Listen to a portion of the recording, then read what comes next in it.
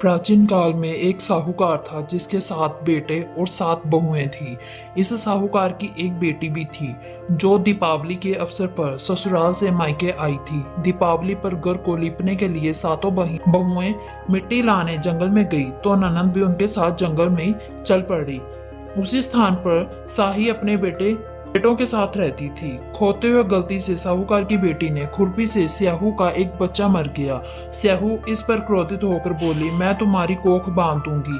स्याहू की यह बात सुनकर साहूकार की बेटी अपने सातों बाबियों से एक एक करके विनती करती है कि वह उसके बदले अपनी कोख बंधवा ले। सबसे छोटी भाभी ननंद के बदले अपनी कोख बंधवाने के लिए तैयार हो जाती है। इसके बाद छोटी भाभी के जो भी बच्चे थे वह सभी 7 दिन बाद मर जाते हैं। 7 पुत्रों की इस प्रकार मृत्यु होने के बाद उसने पंडित को बुलाकर इसका कारण पूछा। पंडित ने सुरही गाय की सेवा करने की सलाह दी। सुरही सेवा से प्रसन्न होती है और उसे स्याहू के पास ले जाती है। रास्ते में थक जाने पर दोनों आराम करने लगते हैं।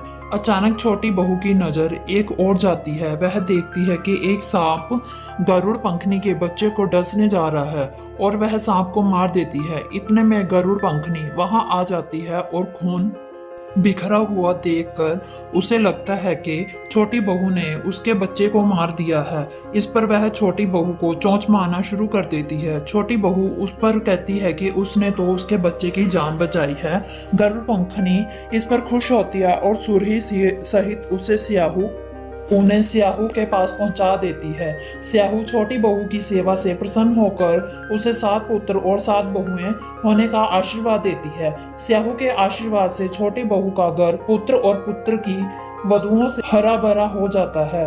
अहोई अष्टमी का अर्थ एक प्रकार से यह भी होता है अनहोनी को होनी बनाना, जैसे साहूकार की छोटी बहू ने कर दिखाया था।